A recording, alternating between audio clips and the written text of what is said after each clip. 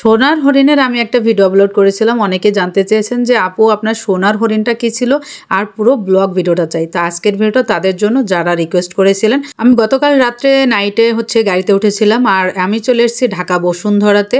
আমাদের জেলা থেকে ঢাকা বসুন্ধরাতে আসতে পুরো একটা রাত লেগে যায়। তো সকালবেলা গাড়ি থেকে নেমেই আমরা একটা রেস্টুরেন্টে চলে আসি। সেখানে এসে আমরা কিছু নাস্তা করেছিলাম, নান রুটি এবং যে কালাভুনা আর চায়ের অর্ডার করেছিলাম, দুধ চায়ের। যে লিগার চা এখানে পাওয়া যাচ্ছিল না, দুধ চা ছিল। তো দুধ চাটা অর্ডার করেছিলাম যাতে একটু মাথাটা ঘোরানিটা বন্ধ হয়, কারণ আমি গাড়িতে উঠলে আমার প্রচুর পরিমাণে বমি বমি লাগে এবং যে আমার মাথা ঘোরায়। তো প্রচণ্ড খারাপ লাগতেছিল, চাটা খেয়ে একটু ভালো লাগছিল। এক কথায় রেস্টুরেন্টের ভিতরে আমি প্রায় 1.5 ঘন্টা মতো সময় কাটিয়েছিলাম, মানে ওখানে রেস্ট নিতেছিলাম, কারণ বসুন্ধরাটা আসলে যে সকাল 10টার পরেই খোলে।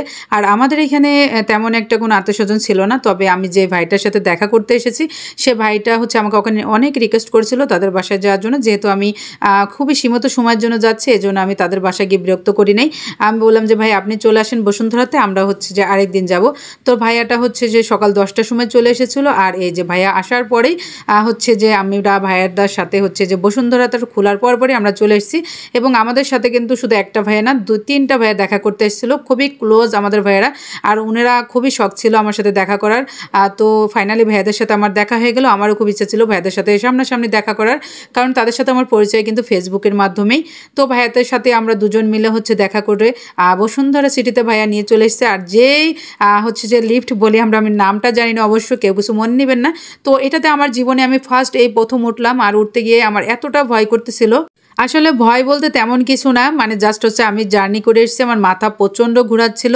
আর আসলে এই মাথা ঘোরানিটার জন্যই আমি এখানে উঠতে পারতেছিলাম না। মনে হচ্ছে যেন আমি যখনই এটা উঠছি তখনই মনে হচ্ছে যেন বাস চলতেছে আমার মাথার উপরে।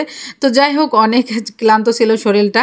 আর এখানে আমরা একটু রেস্টে দাঁড়িয়েছিলাম। তো ভাইয়া আমাকে অনেক কথা জিজ্ঞাসা করতেছিল যে এখানে এসে আপনার অনুভূতিটা কি। তো আমি বললাম যে ভাইয়া অনুভূতিটা আসলে অনেক ভালো লাগতেছে, যেহেতু বসুন্ধরাতে আসার অনেক দিনের স্বপ্ন ছিল, ফাইনালি আমি এসে পড়েছি।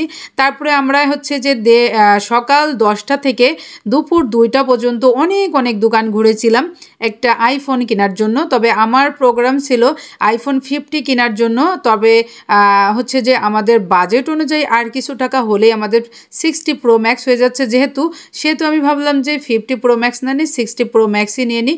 এবং ভাইয়া আমাকে খুবই উৎসাহিত করেছিল এই বিষয়ে। তারপরে আমি ফাইনাল ডিটেল নিলাম যে ঠিক আছে, আমি কিছু টাকা ম্যানেজ করে তারপর যে 60 প্রো ম্যাক্স নিয়ে নিব। তারপরে এই যে কিছু টাকা যে আমরা 2টার পরে ম্যানেজ করে ফেলি। তারপরে ফাইনালি আমার কাছে যে টাকাগুলো ছিল সেই টাকাগুলোই আমি এখানে বের করছিলাম, আর কিছু আমরা বিকাশে পেমেন্ট করেছি। তো যাই হোক, ভাইয়ারা কিন্তু আমাকে 60 প্রো ম্যাক্স কিনে দিয়েও অনেক খুশি ছিল, কারণ ভাইয়া বারবার বলতেছিল যে 60 প্রো ম্যাক্স নিয়ে নাও, কারণ 50 প্রো ম্যাক্স এবং 60 প্রো ম্যাক্স যেহেতু কাছাকাছি চলে যাচ্ছে, নিয়ে নাও। তারপর নিয়ে নিলাম। আর এই যে এখানে টাকা গোনার চলতেছে। আর যাদের দোকান থেকে কিনেছি, যে ভাইয়াটার দোকান থেকে, সে ভাইয়াটাদের আসলে ব্যবহারটা অনেক ভালো ছিল এবং তাদের কথার সাথে কাজের অনেক মিল পেয়েছি, যার কারণে ভাইয়াদের দোকান থেকে সব থেকে আমরা নিয়েছি। আমরা কিন্তু এর আগে অনেক দোকান যাচাই বাছাই করেছি, তারপর ফাইনালি ভাইয়াদের দোকান থেকে নিয়ে নিলাম। আর আসলে ফোনটা অনেক ভালো ছিল, ভাইয়াদের বিহেভগুলো আসলে অনেক ভালো ছিল। তো আসলে এই দোকানটাতে আপনারা সবাই আসবেন। আজকের ব্লগ ভিডিওটা এই পর্যন্ত, সবাই ভালো থাকবেন।